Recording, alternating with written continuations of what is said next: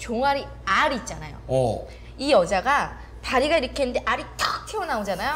가뜩이나 키 작은데 더 짧아 보이고 네. 그것 때문에 이렇게 다리를 좀 내쉬고 각선미가 이렇게 쫙 나오는 거 없을까? 종아리 이렇게 울퉁 볼록 튀어나와 있으면 정말 본인도 입기 싫을 거예요. 근데 그걸 해결할 수 있는 방법이 있다 이거죠? 그렇죠. 예. 스키니진이 유행을 하고 핫팬츠가 유행을 하다 보니까 이게 알 부분이 탁 튀어나오면은 이렇게 연예인들도 다리살 이렇게 하잖아. 다리살 튼튼하네. 꿀벅지야. 뭐 이런 얘기도 많이 하시잖아요. 예. 그러면 정말 여자들도 각선미에 대해서 요즘에는 신경을 많이 씁니다. 네. 근데 주의할 점도 있어요. 그렇기 때문에 전문가를 만나서 충분히 상담을 한 후에 여러분들한테 그런 시술을 권하는데 네. 어떤 건지 궁금하시죠? 화면 보실게요. 아무리 날씬해도 종아리가 이렇다면? 그런 고민을 가진 이들이 많이 찾는다는 이곳은 서울시 강남구에 위치한 한 성형외과 병원.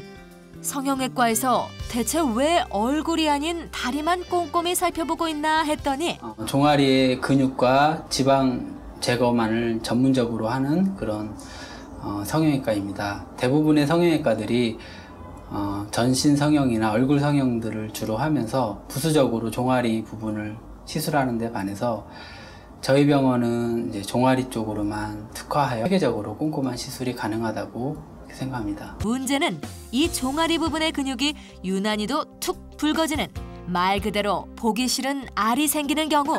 종아리에 알이 생기는 원인의 가장 중요한 부분은 걷는 자세에 있습니다.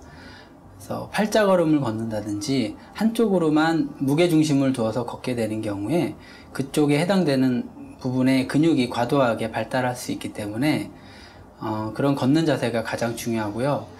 그 다음에 이제 하이힐을 많이 신거나 또는 최근에는 너무 운동을 하지 않는 경우에 집중적으로 한쪽 근육만 발달할 수가 있습니다. 그러므로 전체적인 운동이나 이런 걸 통해서 하체 근육을 골고루 발달시킨다면 오히려 알이 집중돼서 생기는 것을 예방할 수 있습니다.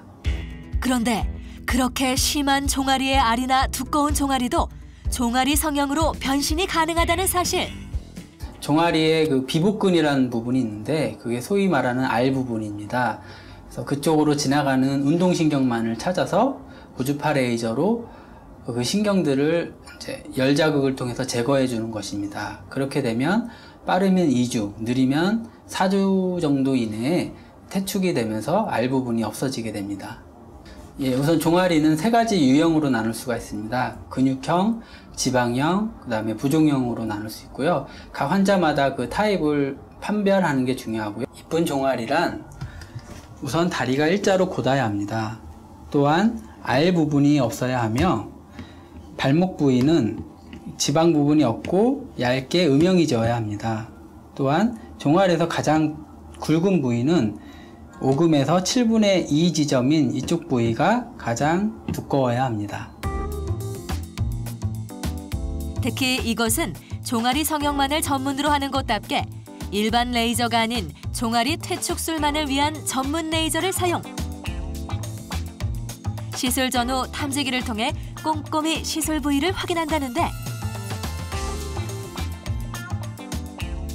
종아리 퇴축술을 하면서 지방 제거까지 함께 해주면 보다 예쁜 다리 라인을 만들어줄 수 있다고.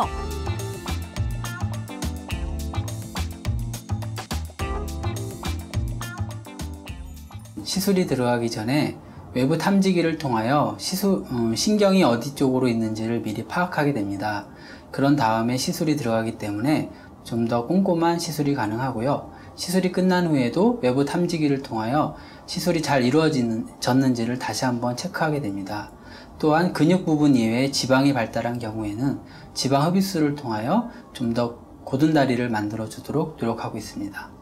수술 전후의 결과가 확연히 눈으로 드러나기에 환자들의 만족도 또한 높은 것이 특징. 다른 성형수술에 비해 재수술도 어렵지 않은 데다 점차 수술이 안전하다는 인식이 퍼지면서 최근에는 젊은 층뿐 아니라 40대 이상의 환자들도 시술을 많이 받는 추세라는데 하지만 종아리 퇴축술, 무턱대고 그냥 받는 것만이 능사는 아니다. 여기에도 반드시 주의할 점은 있다는 전문가의 말씀. 예, 우선 운동선수나 운동을 열심히 하는 분의 경우에는 퇴축술 후에 운동에 제약이 있을 수 있으므로 그 점을 충분히 고려한 후에 시술을 받아야 합니다. 또한 일부 병원에서는 종아리 전용 레이저가 아닌 다른 레이저로 시술을 하는 경우가 있습니다. 그런 경우에는 가자미 근육이나 다른 근육이 손상을 받아 까치발이 생길 수가 있습니다. 또한 지속적인 통증이라든지 감각의 이상이 생길 수 있으므로 꼭 종아리 전용 레이저를 사용한 그런 시술을 받아야 합니다. 종아리도 성형시대. 치마와 스키니, 핫팬츠를 포기할 수 없는 여성들이 있는 한 종아리 전문 성형의 인기 또한 앞으로 더욱 높아지지 않을까.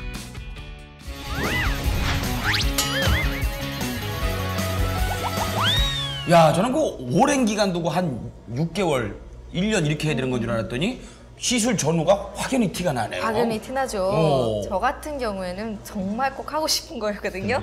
제가 또 무릎이 이렇게 장단지가 짧아야 꿀벅지가 아니고 꿀알이. 꼬라리. 네, 그 다리도 알이 그냥 땅땅하게 베겼어요. 저는 무용을 좀 오래 했거든요. 그렇죠. 예, 그러다 알고 보니까 좀 많이 하고 싶었었는데 이런 정보가 있어서 너무 유익했고요. 네.